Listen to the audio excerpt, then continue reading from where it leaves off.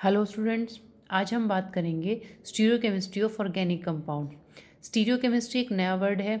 हो सकता है काफ़ी स्टूडेंट्स ने इसके बारे में नहीं भी जानते हों। वैसे 12th में इसका थोड़ा इंट्रोडक्शन और कुछ पार्ट्स आ जाता है, बट मे बी कुछ बच्चों ने इसको नहीं किया हो।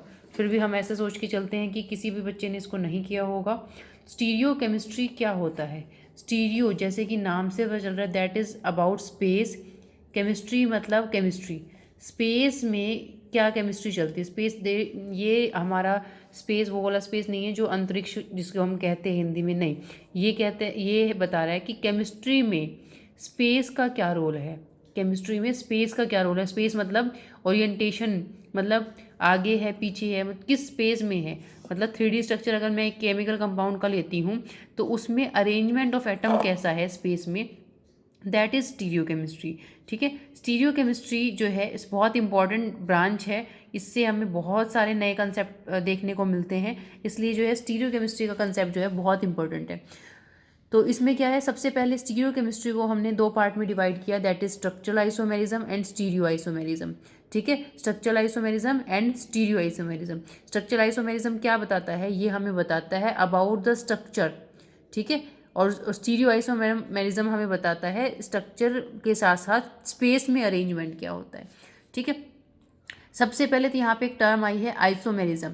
आइसोमेरिज्म क्या होता है? ठीक है, isomerism is a phenomena in which a compound has ability to show more than two type of structure. ठीक है, टू और मोर टाइप ऑफ स्ट्रक्चर वो है, दिखा सकता है। ठीक है, that is called as isomerism. A molecule having the same molecular formula but different type of structure is called as isomerism. ठीक है, इसको हम कैसे समझाएंगे? इसको हम इस तरीके से समझा सकते हैं कि एक हमारे पास मैंगो ही है, बट उसकी शेप अलग अलग होती है। ठीक है, वेट उसका सेम है मान लो, बट उसकी शेप अलग अलग होती है। तो हम कहते हैं जी हमारा मैंगो 50 ग्राम का ही है या 100 ग्राम का ही है, बट इसका जो है स्ट्रक्चर जो है हमारा डिफरेंट है। स्ट्रक्चर का मतलब है इसमें कोई बड़ा, कोई लंबा है, कोई छोटा है। इस तरीके से हम इसको आइसोमेरिज्म को एक्सप्लेन कर सकते हैं। ठीक है, मतलब वेट सेम होना, मतलब मॉलिक्यूलर फॉर्मूला सेम होना, बट शेप अलग अलग होना। ठीक है, जो हमारा स्ट्रक्चर आइसोमेरिज्म है वो आगे 6 टाइप का होता है। कैसे? सबसे पहले तो हमारे पास ये समझना पड़ेगा आपको कि स्ट्रक्चरल आइसोमेरिज्म होता क्या है। इसमें हमारे पास जो है एक फॉर्मूला है C3H6O, मान लो ये, तो ये मॉलिक्यूलर फॉर्मूला है। बट इसका अगर हम देखें तो ये हमारे पास CH3 C double bond O CH3 इस फॉर्म में भी दिख सकता है। CH3 CH2 CHO इस फॉर्म में भी दिख सकता है। ठीक है, तो ये दोनों जो है फॉर्म, ये C3H6O की है, बट दो अलग अलग फॉर्म है। ये हमारा कीटोन है, ये हमारा एल्डिहाइड है। तो इस तरीके से एक कंपाउंड का एक सेम मॉलिक्यूलर फॉर्मूला होना और दो अलग अलग स्ट्रक्चर होना आइसोमेरिज्म कहलाता है। अब ये आइसोमेरिज्म जो है हमारा 6 तरह का होता है। कौन कौन सा? सबसे पहले चेन आइसोमेरिज्म या न्यूक्लियर आइसोमेरिज्म, जिसमें क्या होगा, चेन में कार्बन के नंबर और हाइड्रोजन के नंबर सेम होंगे, बट उसकी शेप अलग अलग होगी। ठीक है, जैसे कि ब्यूटेन है हमारे पास, ये लीनियर में है, ये ब्रांच में है, इसको हम एन ब्यूटेन कहते हैं, ये मेरा आइसोब्यूटेन कहलाता है।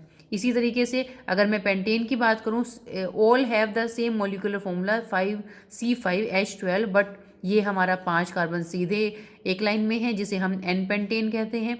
यहाँ पे हमने एक मीथेन को ऊपर चढ़ा दिया तो ये हमारा आइसोपेंटेन कहलाएगा, और अगर दो मीथेन को रिंग में चेन में से निकाल के ऊपर नीचे कर दिया तो ये मेरा नियोपेंटेन कहलाएगा। ठीक है, तो इस तरीके से हम क्या कर सकते हैं, हर मॉलिक्यूल का क्या कर सकते हैं, आइसोमेरिज्म चेक कर सकते हैं। एक मॉलिक्यूल एक से ज़्यादा स्ट्रक्चर के फॉर्म में दिखाई देता है। ठीक है, दूसरा है हमारे पास पोजीशन आइसोमेरिज्म। पहला हमारा चेन आइसोमेरिज्म था, मतलब टाइप ऑफ चेन चेंज होगा। ठीक है, तो इसमें क्या हुआ, चेन का टाइप चेंज हो गया। दूसरा है मेरे पास पोजीशन आइसोमेरिज्म। पोजीशन आइसोमेरिज्म में क्या हो जाएगा, position of the functional group और डबल बॉन्ड चेंज होगा। ये लाइन याद रखनी है, position isomerism is change in the position of functional group और डबल और ट्रिपल बॉन्ड। ठीक है। तो मल्टीपल बॉन्ड का या फंक्शनल ग्रुप का क्या चेंज होना, पोजीशन चेंज होना, पोजीशन आइसोमेरिज्म कहलाता है।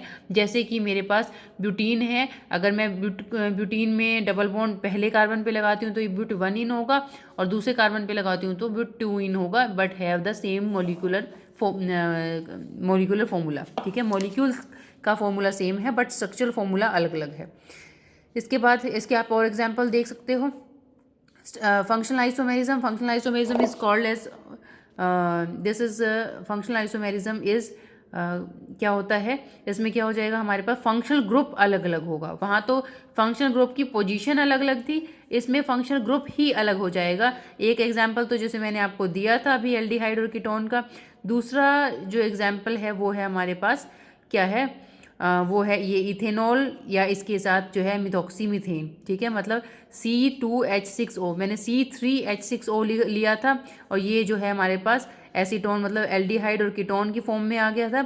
अगर मैं C2H6O लूँ, एक कार्बन कम कर देती हूँ, तो मेरा CH3O मतलब ईथर या अल्कोहल बन जाएगा। That is functional isomerism. इसके और भी एग्जाम्पल आप कर सकते हो, जिसमें क्या हो जाएगा हमारा कार्बोक्सिलिक एसिड और इस एस्टर, इसमें आइसोमराइजेशन शो हो जाएगी। ठीक है, एल्डिहाइड और कीटोन में मैंने आपको बता ही दिया था। डाइईन और अल्काइन मतलब जहाँ पर 2 डबल बॉन्ड हो या फिर एक ट्रिपल बॉन्ड हो, वो भी क्या दिखाएगा, आइसोमेरिज्म, ये फंक्शनल आइसोमेरिज्म दिखाएगा। एलीन और एल्काइलिन ये भी फंक्शनल आइसोमेरिज्म दिखाएंगे। नाइट्रो एल्केन और एल्काइल नाइट्रीज मतलब NO2 या ONO, ठीक है, ये भी दिखाएंगे। साइनाइड आइसोसाइनाइड ये भी दिखाएंगे। एरोमेटिक अल्कोहल फिनोल ईथर ये सब क्या दिखाएंगे, फंक्शनल आइसोमेरिज्म दिखाएंगे। नेक्स्ट हमारे 3 आइसोमेरिज्म यहाँ पे हो चुके हैं। फोर्थ है मेरा मेटामेरिज्म। मेटामेरिज्म बहुत ही सिंपल है। कोई भी अगर हमारे पास हेट्रोएटम होता है, हेट्रोएटम मतलब ऑक्सीजन, सल्फर, नाइट्रोजन, ठीक है, ये सारे जो ग्रुप होते हैं, इनके दोनों तरफ कार्बन का नंबर कितना होगा, दैट इज मेटामेरिज्म।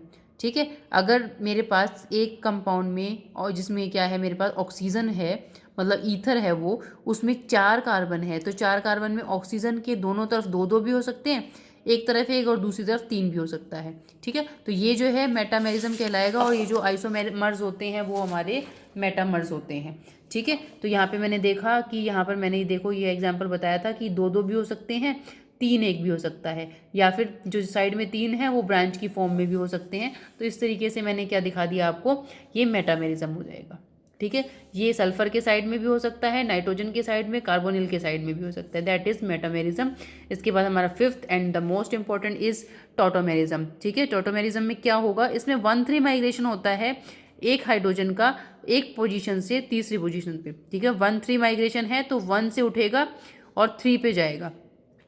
इसमें होगा क्या, इसमें क्या होता है, जैसे मेरा हाइड्रोजन है वो इस पोजीशन से उठेगा, यहाँ से उठकर यहाँ से H पॉजिटिव निकल जाएगा, तो यहाँ पर हो जाएगा CH2 नेगेटिव, वो नेगेटिव अंदर जाएगा और यहाँ डबल बॉन्ड बनाएगा, और वो अगर यहाँ डबल बॉन्ड बन रहा है तो ये ऑक्सीजन जाएंगे ऊपर, नेगेटिव चार्ज दिखाएंगे, उस नेगेटिव के पास वो जो H पॉजिटिव था मेरा वो आ जाएगा और यहाँ OH बना देगा।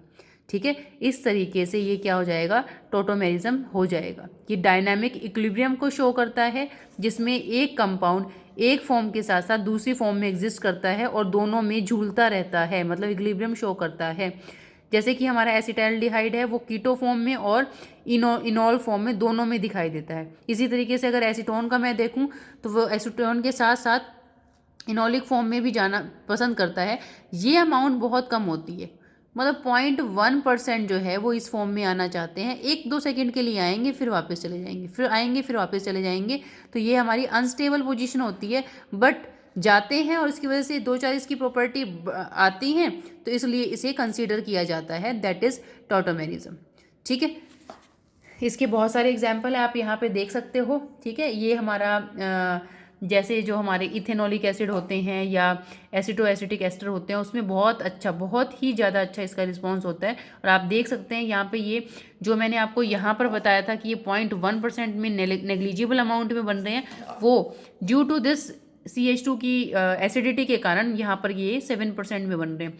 कीटो फॉर्म इनोलिक फॉर्म में जाता है और बहुत अच्छी स्टेबिलिटी दिखाता है due to these 2 carbonyl group. ये दोनों क्या करते हैं, इस CH2 को बहुत अच्छा से एसिडिक बनाते हैं, जिसकी वजह से H पॉजिटिव छोड़कर यहाँ पर जाता है और साइक्लिक स्ट्रक्चर बनाता है। और जब साइक्लिक स्ट्रक्चर बन जाता है तो अपने आप ही स्टेबिलिटी बढ़ जाती है। ठीक है ना। तो यहाँ पर जो है हमारे पास ये हमारा इसके बारे में हो गया टॉटोमेरिज्म के बारे में। इसके बाद रिंग चेन आइसोमेरिज्म क्या होता है। रिंग चेन आइसोमेरिज्म क्या होगा, रिंग चेन मतलब ये हमारी चेन है, ये रिंग है, इन दोनों के बीच में आइसोमेरिज्म होगा कि एक कंपाउंड रिंग के साथ साथ चेन फॉर्म में भी आता है और चेन के साथ साथ रिंग फॉर्म में भी आता है, that is ring chain isomerism. ठीक है, तो यहाँ पर हमारा जो आइसोमेरिज्म है वो कंप्लीट होता है। और इसके बाद हमारा जो नेक्स्ट टॉपिक है स्टीरियो आइसोमेरिज्म, वो मैं आपको नेक्स्ट वीडियो में कराती हूँ।